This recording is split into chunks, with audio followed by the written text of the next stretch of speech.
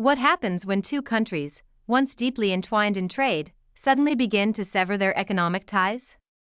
In February 2025, the Trump administration imposes a 20% tariff on Chinese goods, escalating the ongoing trade war.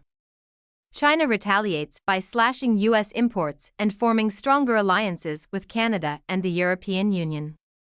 As a result, U.S. farmers and businesses lose billions in market opportunities, while Canada and Europe capitalize on the shift. Was this a strategic miscalculation by the U.S., or part of a larger plan? Let's dive into the unfolding events. For decades, the U.S. has been China's primary supplier of crude oil and natural gas. However, by March 2025, after the U.S. imposes a 10% tariff on Canadian oil, Canada finds a new buyer in China. Beijing ramps up oil imports from Canada through the Trans Mountain Expansion (TMX) pipeline, increasing its capacity from 300,000 barrels per day to 890,000 barrels. As a result, 50% of Canada's crude oil exports now flow to China, reducing Beijing's reliance on the U.S. for energy. Canada isn't stopping there, it's also filling another crucial energy void: liquefied natural gas, LNG. The LNG Canada project, one of North America's largest LNG export facilities, is set to begin operations in 2025 with an export capacity of 14 to 26 million tons per year. Once a major supplier of LNG to China, the U.S. is now being replaced by Canada, Qatar, and Australia, which diversify China's energy sources. Canada's rise as China's strategic energy partner is a significant shift, further solidifying its position while the U.S. loses ground. In terms of agricultural trade, China, one of the world's largest agricultural buyers, has sharply reduced its imports from the U.S. Soybeans, once a key commodity, saw the U.S. share of China's imports fall from 40% in 2016 to just 18% in 2024. Meanwhile, countries like Brazil and Argentina have dominated the market, accounting for 74% of China's soybean imports. U.S. exports of other agricultural products like wheat, corn, and cotton, once staples in China's market, are now being supplied by South American and European countries, including Spain and the Netherlands. These shifts are hurting U.S. farmers, especially smaller farms, which struggle to pivot quickly in response to changing markets. As overproduction leads to falling prices and declining profits, the future of U.S. agriculture looks uncertain. It's not just agriculture that's feeling the pinch. America's industrial sector is also under pressure. Tech giants like Google, Tesla, and Intel are losing market share in China, while Beijing shifts its trade partnerships toward Canada, Europe, and the BRICS nations. This shift is contributing to a gradual decline in U.S. global influence, reshaping international commerce in favor of Canada and the EU, both of whom are capturing billions in lost U.S. trade. Amid these losses, the U.S. faces a critical question: will it change its strategy to recover lost ground, or is this the beginning of a long-term decline in U.S. economic dominance? If Washington continues to double down on tariffs, it risks further isolating American businesses from global supply chains. Meanwhile, Beijing's aggressive diversification of trade relationships is fostering new alliances that could permanently reshape global economic power. The longer this standoff continues, the harder it will be for the U.S. to reclaim its lost influence. What if the U.S. president suddenly proposed that Canada become the 51st state? Would this be a serious threat to Canada's sovereignty, or just an empty statement?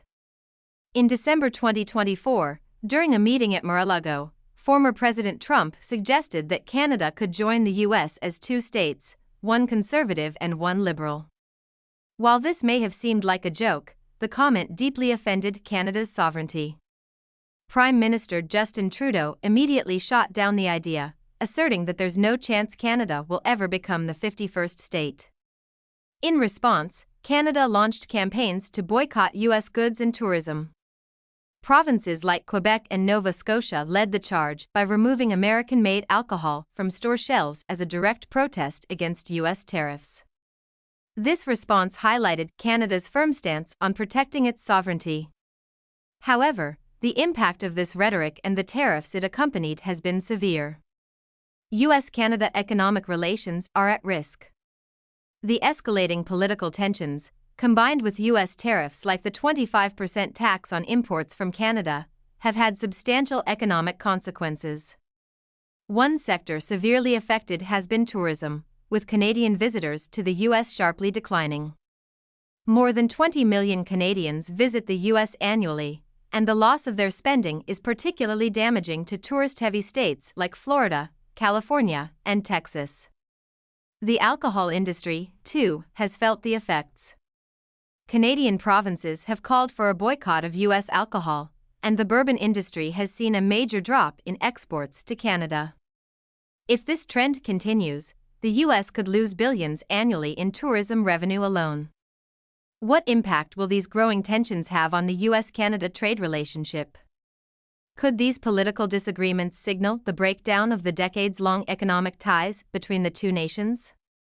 Amid these tensions, Canada and China have quietly formed an energy alliance that is sidelining the US as both countries move forward with their energy plans.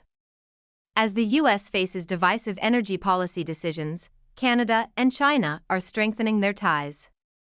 The US shocked the world in early 2025 by announcing a 25% tariff on Canadian goods, citing concerns over border security and illegal immigration. Canada's response was swift and forceful. Prime Minister Trudeau and provincial leaders vowed not to remain silent in the face of this pressure, and some even suggested that Canada should retaliate by imposing sanctions. But doing so could harm Canada's economy, which is heavily reliant on trade with the US. One option on the table is reducing energy exports to the US, particularly oil from provinces like Alberta and Saskatchewan, which supply significant portions of oil to US refineries. A cut in this supply could drive up oil prices in the US, leading to economic turmoil. However, Canada's oil could easily be redirected to China, dramatically shifting the global energy market. While the US debates its energy policies, China is diversifying its oil imports.